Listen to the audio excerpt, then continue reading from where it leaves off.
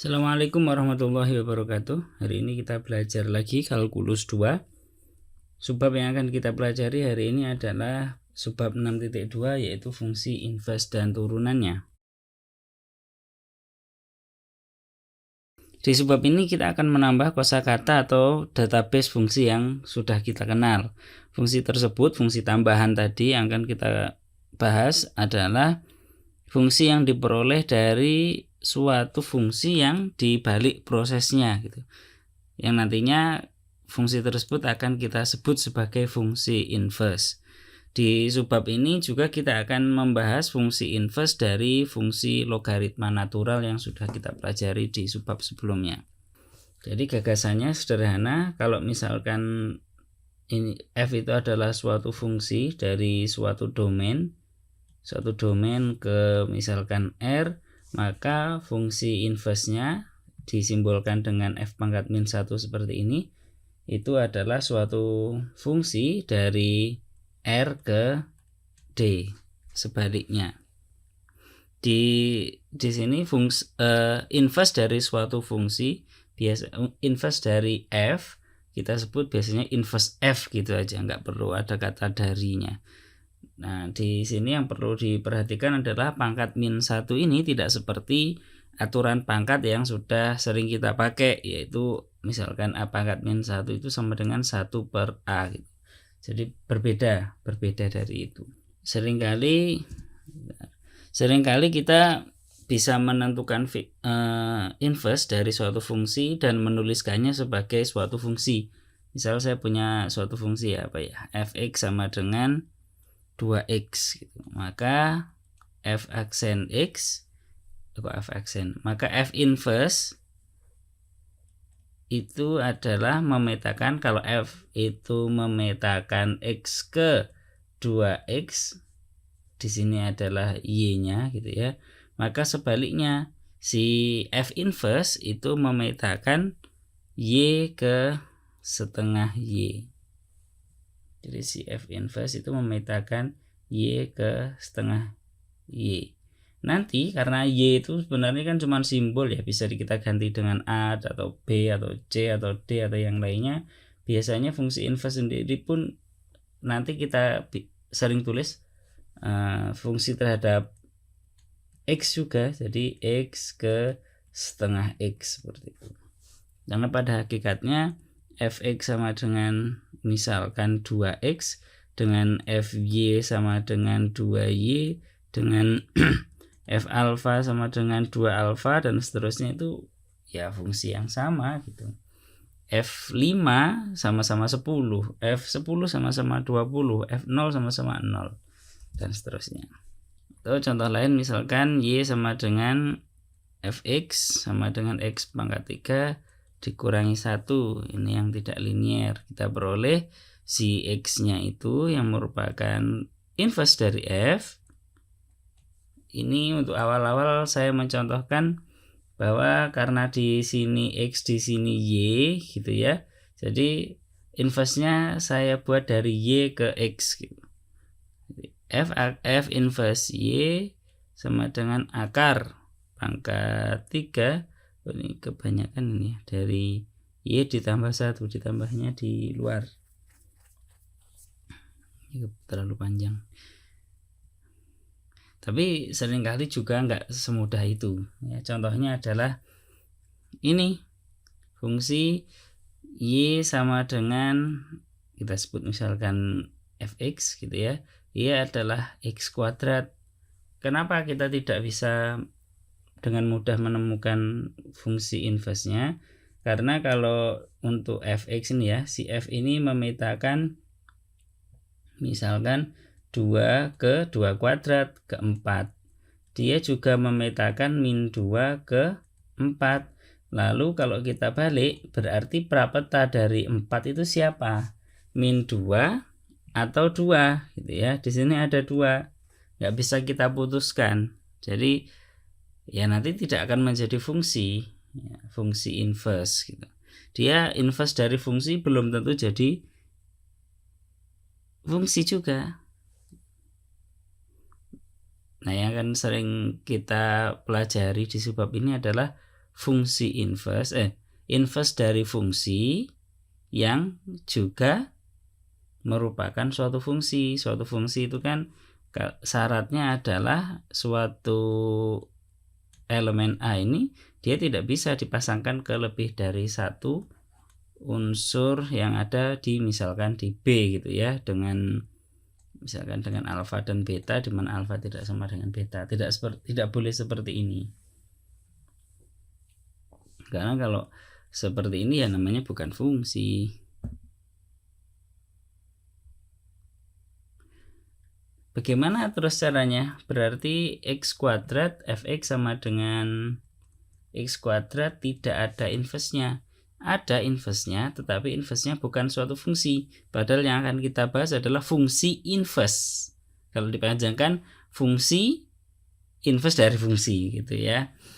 Nah, yang akan kita lakukan adalah kita membatasi domainnya sedemikian sehingga tidak ada dua prapeta begini, dua atau lebih prapeta seperti ini.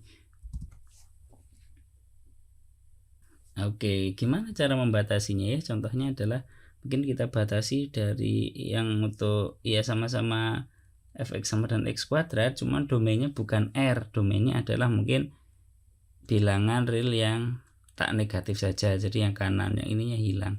Sehingga 2 dipetakan ke 4, prapetanya 4 adalah ya cuman 2, karena yang ini ke kiri sudah tidak menjadi unsur dari domainnya si F ini tadi.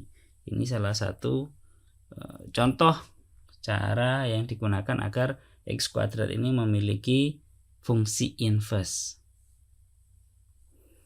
Oke, eksistensi fungsi inverse mungkin akan sangat membantu sekali ya jika ada kriteria sederhana gitu agar suatu fungsi sebut saja f itu memiliki inverse, dan inverse-nya adalah inverse fungsi. Ya, dan inverse-nya adalah suatu fungsi. Salah satu kriteria yang dimaksud tadi, kriteria sederhana tadi, itu adalah satu-satu. Ingat kembali di fungsi itu, misalkan saya punya dua himpunan AB, saya mendefinisikan fungsi f. Fungsi yang jelas dia nggak bisa seperti ini ya, karena kalau begini dia nggak jadi fungsi.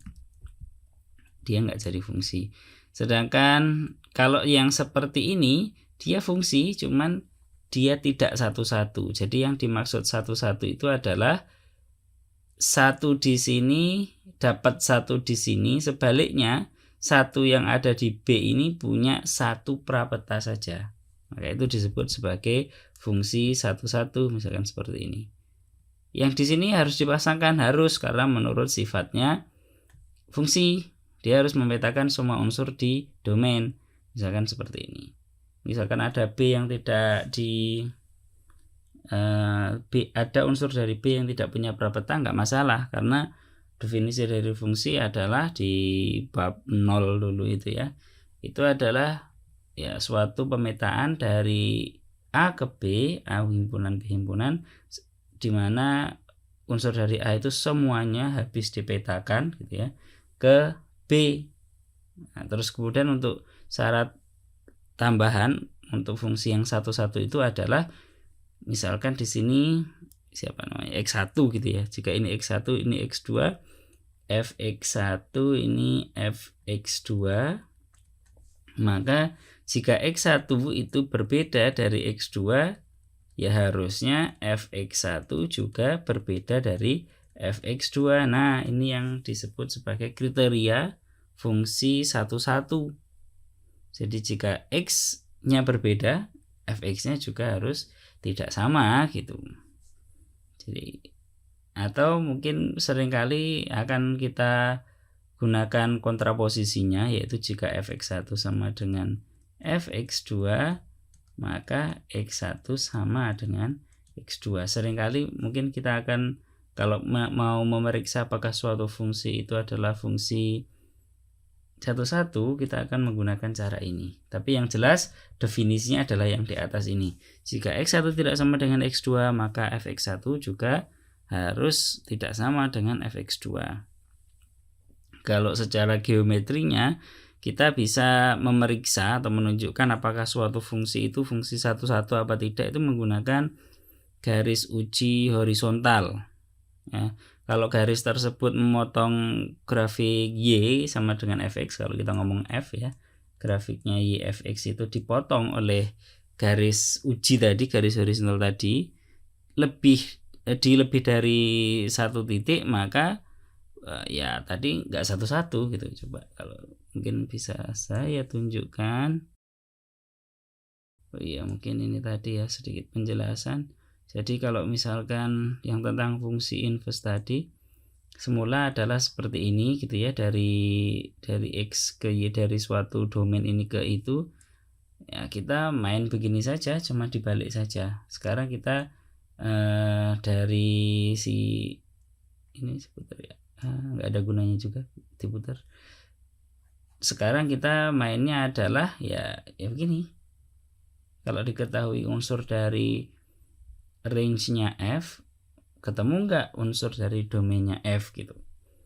Kalau selalu ketemu seperti itu, maka relasi ini disebut inverse dari si F tadi, si F awal tadi. Oke, kita ke penjelasan fungsi satu-satu.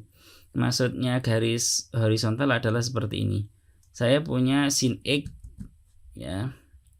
Sebelum saya batasi ini sampai dari sana sampai sana, maka untuk misalkan X-nya sama dengan untuk Y-nya sama dengan setengah, kita punya 2 di sini. Ya. Kita punya lebih dari 1x. Maka ya tidak kita sebut sebagai fungsi satu-satu. Fungsi sin X itu bukan fungsi satu-satu. Karena ada X1 yang berbeda dari X2. Jadi X1 berbeda dari X2, tetapi fx-nya sama-sama setengah. Yang kita lakukan adalah kita membatasi domainnya. Jadi yang berwarna orange ini saja ya, kita batasi domainnya seperti ini. Jadi kalau kita jalankan dia menabrak di satu, dia berpotongan di satu titik saja, dari sana maupun dari sana. Jadi kalau ini tetap segini, nah di sini kita masih dapat X yang berbeda tetapi fx-nya sama. Jadi kita potong domainnya sedemikian sehingga dia menjadi suatu fungsi satu-satu gitu. Sehingga kan siapa X akan jadi Y, Y-nya pun dia berasal dari X yang tunggal, tidak lebih dari 1x gitu. Oke, maksudnya seperti itu ya. Tapi cara cara kayak gini itu belum tentu mudah dilakukan, karena ya belum tentu kita bisa menggambar grafik dari fungsinya, lebih-lebih kalau fungsinya itu rumit gitu. Saya hapus dulu biar nggak menghalangi. Teorema, jika F monoton kuat di domainnya, maka F memiliki inverse. Nah, ini adalah kriteria eksistensi fungsi inverse. Kalau tadi itu menggunakan satu-satu gitu ya, kita ngeceknya ya belum tentu gampang ya. Ada kriteria yang lebih baik mungkin ya, lebih mudah karena sudah kita pelajari sebelumnya di kalkulus 1. Kriteria yang dibahas di buku ini yaitu agar suatu fungsi memiliki inverse adalah kriteria monoton sejati atau monoton kuat. Artinya fungsinya naik atau turun di domainnya. Jadi kalau suatu fungsi itu naik terus, sudah jelas pasti dia satu-satu. Dia modelnya kayak apa saja, garis ujinya dia pasti hanya akan berpotongan di satu titik. Baik itu monoton naik seperti tadi atau monoton turun. Jadi seperti ini. Kenapa ada kata kuatnya? Karena kalau nggak monoton kuat, hanya monoton saja, jika X1 kurang dari X2, maka fx1 kurang dari sama dengan fx2 ya. Jadi ada sama dengannya. Ada sama dengannya di sini. Kalau monoton saja, misalkan monoton naik, bukan monoton sejati atau monoton kuat. Jadi gambar ya bisa jadi fx sama dengan 5 itu masuk ya, karena misalkan f1 itu sama dengan 5, f2 sama dengan ya 5 juga.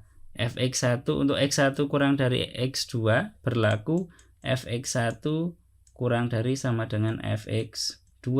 karena 5 kurang dari sama dengan 5. 5 tidak lebih dari 5.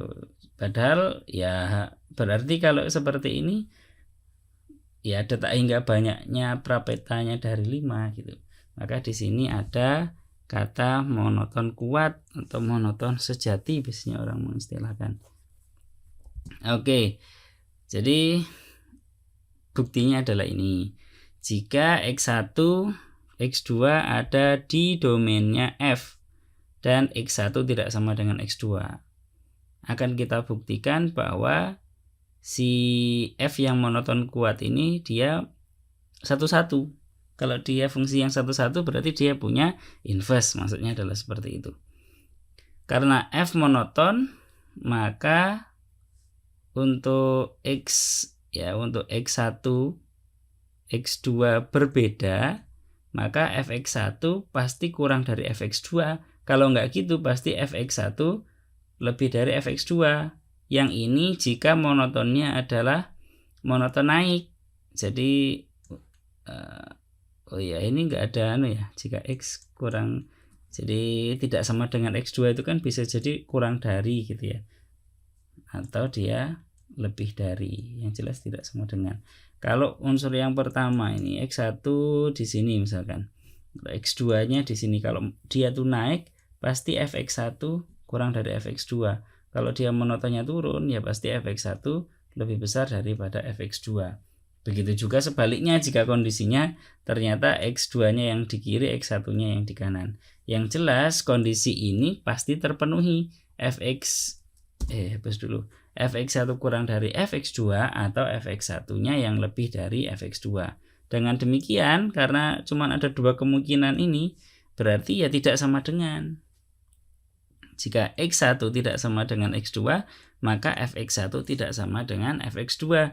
Nah, itu tadi kan kriterianya fungsi 1,1. Berarti terbukti jika F monoton kuat gitu ya, monoton sejati di domainnya, maka F11. Karena F11 maka F memiliki inverse. Dengan demikian F adalah fungsi 1,1 ini tadi sudah. Oke, contohnya adalah ini. X pangkat 5 ditambah 2X ditambah 1. Tunjukkan bahwa si F ini memiliki inverse. Harus kita tunjukkan apa? Kita tunjukkan dia 1,1 misalkan. Kalau kita masih menggunakan 1,1 tadi. Nah, ini maksud saya kenapa kok definisi ini seringkali tidak digunakan ya. Nah, definisinya kan begini tadi awalnya. Dia 1,1. Jika X1 dengan X2 berbeda, maka Fx1 berbeda dari Fx2. Misal, coba ya, kita punya X1 tidak sama dengan X2. Kita harus menunjukkan bahwa X1 pangkat 5 ditambah 2X1 ditambah 1 itu tidak sama dengan X2 pangkat 5 ditambah 2X2 ditambah 1. Nah, gimana caranya? Gimana cara menunjukkan bahwa mereka berbeda? Ya, repot ya. Sangat rumit, sangat repot sekali. Mungkin kita nggak bisa menunjukkan bahwa dia tidak sama dengan kaidah-kaidah yang sudah kita pelajari di kalkulus 1 atau di kalkulus 2 ini. Jadi ya kita pakai teori tadi aja lah. Kita lihat apakah dia monoton apa enggak. Kalau dia monoton jelas 1,1.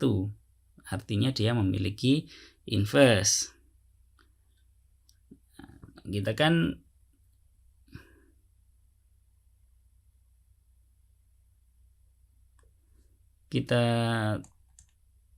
tentukan dulu turunan pertamanya. Turunan pertama dari si F itu adalah 5X pangkat 4 ditambah 2. Untuk X-nya bilangan real ya, untuk X-nya bilangan real ini kan positif ya. Ini juga positif. Kalau ditambahkan ya positif. Artinya kalau turunan pertamanya itu selalu positif, berarti dia monoton naik terus. Karena kemiringan garis singgungnya selalu positif gitu. Jadi arahnya ke sana. Ini positif, kemiringan garis singgung yang positif itu seperti ini, arahnya ke sana. Artinya, atau nggak usah main garis singgung lah, karena dulu sudah pernah dipelajari di kalkulus 1 bahwa jika turunan pertama dari suatu fungsi itu positif, maka dia monoton naik. Kalau turunan pertama dari suatu fungsi itu selalu negatif, berarti dia monoton turun. Nah, karena sudah ditunjukkan bahwa dia itu adalah fungsi yang monoton naik, maka dia punya inverse. Jadi eksistensi fungsi inverse tadi di teorema tadi sudah kita dapatkan. Dia pasti ada inverse-nya. Cuman nggak bilang teorema tadi ya inverse-nya itu siapa. Cuman bilang saja ada apa tidak. Nah, menurut yang teorema tadi, si F ini yang kita punya di contoh 1 ini dia punya inverse. Meskipun kita nggak menuliskan ya, kalau begitu si F inverse Y-nya sama dengan siapa gitu ya. Karena mungkin kalian juga kerepotan ya, jika Y sama dengan X pangkat 5 ditambah 2X ditambah 1, maka bisa nggak kita tuliskan X itu sebagai suatu fungsi terhadap Y. X itu Y diapain gitu. Mungkin kerepotan dalam kasus ini ya. Nah, kita nggak, untungnya ya, kita tidak perlu menuliskan X itu siapa, tapi kita tahu bahwa inverse-nya ada. Nah, memang contoh 1 cuma ditanya itu aja, tunjukkan bahwa ini memiliki inverse. Iya, dia punya karena dia monoton. Sudah selesai. Ini tadi sudah sempat kita bahas ya, untuk fungsi-fungsi yang tidak memiliki inverse, contohnya adalah sin E kuadrat tadi. Yang kita lakukan adalah membatasi domain dari fungsinya. Kita batasi domainnya sampai dia punya inverse atau sampai dia menjadi fungsi monoton, seperti di sini tadi. Jadi mau dibatasi di mana saja ya suka-suka. Saya membatasinya di sini, enggak. Saya membatasinya mungkin enggak di situ juga ya. Saya membatasinya di sini, oke, enggak masalah. Saya membatasinya di sini misalkan, nggak bisa karena ya di sini ada 2x yang di sini ada 2x yang berbeda di sini dan di sana, tetapi fx-nya sama. Misalkan berapa ini? Ya sekitar seginilah. Nggak bisa ngomong setengah juga karena nggak pas. Iya, setengah. Sekarang sudah setengah. Nah, jadi di sini saya membatasinya boleh. Cuman standarnya nanti kalau kita membahas inverse dari sin E gitu, kita sepakati kita membatasinya di min pi per 2 sampai pi per 2. Itu nanti. Inverse dari F, kita F inverse ini. Saya pakai warna kuning. Dan inverse dari F inverse adalah F. Jadi balik lagi ya. Kalau kita dari sini ke sini diinverskan, ya dari sini ke situ. Kalau kita inverskan lagi, ya dari sini ke sini lagi. Jadi inverse dari F itu X gitu ya. Inverse dari Fx adalah X. Balik lagi. Ini juga gitu. X ke Y. Diinverskan ke X lagi. Oh enggak pas ini. Gak cocok. Kalau misalkan di sini berarti ya di sinilah. Kemudian inverse-nya dari sini ke sini. Kalau X dipasangkan ke Y, inverse-nya Y, ya berarti si X. Balik lagi. Begitu juga dengan F dari F inverse Y, ya balik lagi ke Y. Saya hapus dulu. Ini perapatannya adalah ini. Artinya si Y saya pasangkan dengan X. Saya masukkan ke fungsi Fx, ya jadinya si Y lagi. Jadinya ini. Kalau kita notasikan, paling sederhana dilihatnya adalah ini. Oke. Contoh lagi, contoh 2. Tunjukkan bahwa Fx sama dengan 2x ditambah 6 memiliki inverse dan tentukan formulanya. Nah, sekarang ada tambahan. Tentukan formula untuk F inverse Y. Karena f monoton naik dari mana tahu? Dari 2x ditambah 6, kalau diturunkan jadi 2. 2 kan positif, berarti dia monoton naik. Karena dia monoton, maka f inverse-nya ada. Kita tulis di sini y, si fx tadi adalah y adalah 2x ditambah 6. Maka x-nya siapa? X-nya adalah y dikurangi 6 dibagi dengan 2. Yang ini merupakan inverse daripada f. Itu berarti. Sehingga kalau kita mau mengecek yang tadi ya, yang sebelum ini kita bahas, f inverse dari fx. Ternyata ini kita masukkan di sini. Jadilah ini, karena f inverse y itu adalah begini, ya kita masukkan saja 2x ditambah 6 terus dikurangi 6 terus dibagi 2 sama dengan ya x balik lagi. Dan f dari f inverse y nya adalah ini, y dikurangi 6 dibagi 2, hapus dulu, dimasukkan ke f nya siapa? 2x ditambah 6. Jadi 2 dikali ini kemudian ditambah 6. Ya, kembali lagi ke y gitu. Sebenarnya tapi nggak perlu sampai situ ya. Yang ditanyakan adalah formulanya, ya ini formulanya. F inverse y adalah y dikurangi 6 dibagi 2. Karena y itu adalah suatu variabel saja, maka ya itu sama aja dengan saya nuliskan ini x dikurangi 6 dibagi 2. Kalau dicek ya f inverse min 1 kita pakai formula ini dengan formula ini ya sama nilainya. F inverse 2 kita pakai formula ini ataupun itu ya sama nilainya. Karena di sini si y itu adalah ya dummy variabel saja. Selanjutnya adalah grafik dari inverse-nya y, ini harusnya x ya. X itu ya.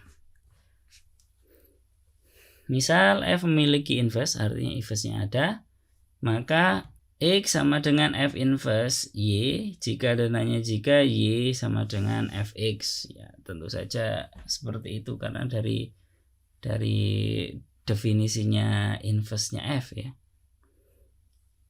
Kalau kita lihat di sini, ini adalah misalkan yang ini yang kita sebut sebagai si f. Terus kemudian 4 dipasangkan dengan sesuatu di sini. Maka misalkan dengan min 1 ya, taruhlah dengan min 1. Maka di inverse-nya min 1 dipasangkan dengan 4. Jadi min 1 dipasangkan dengan 4. Seperti itu.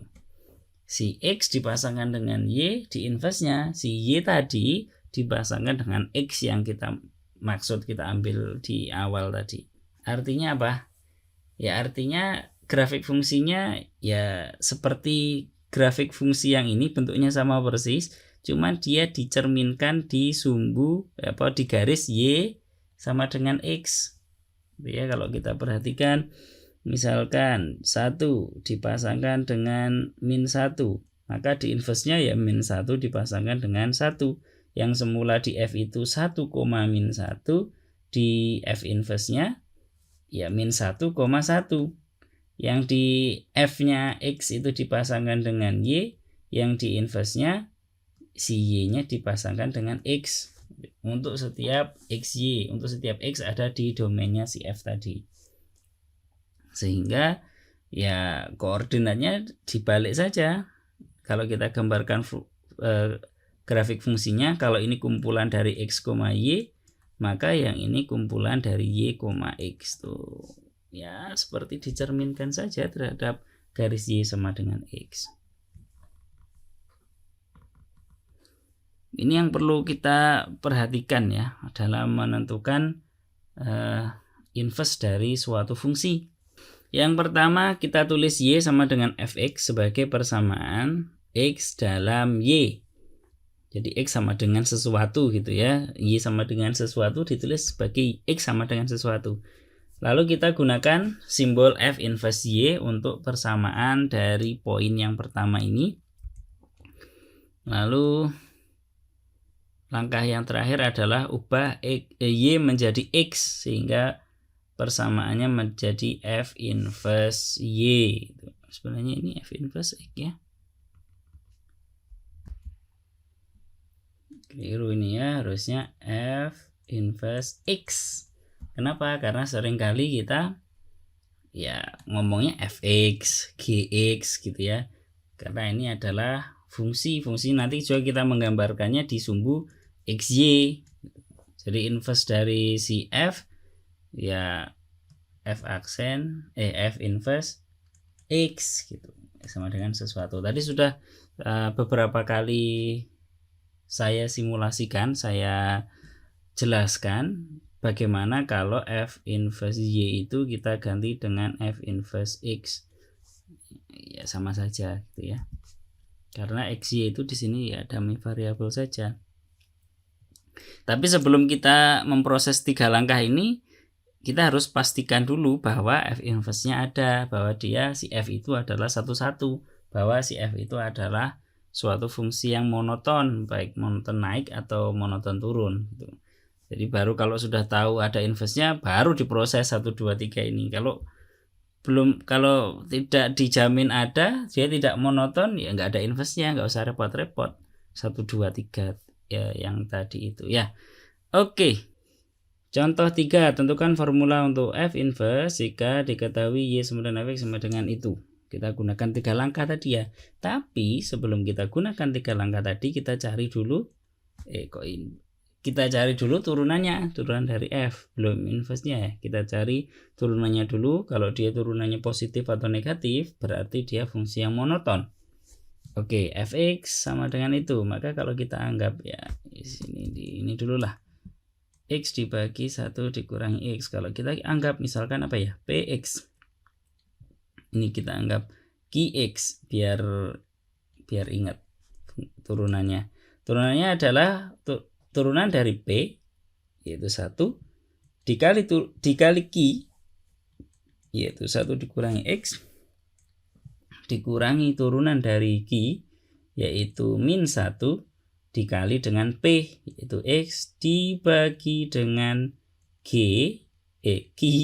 yang dikuadratkan. Ini sama dengan 1 per 1 dikurangi X dikuadratkan. Tentu saja fx ini tidak terdefinisi dx sama dengan 1 ya. Jadi itu di luar domain dari f. Artinya ini f inverse kok belum ditulis. Artinya bukan f inverse, f aksen, artinya turunan dari f.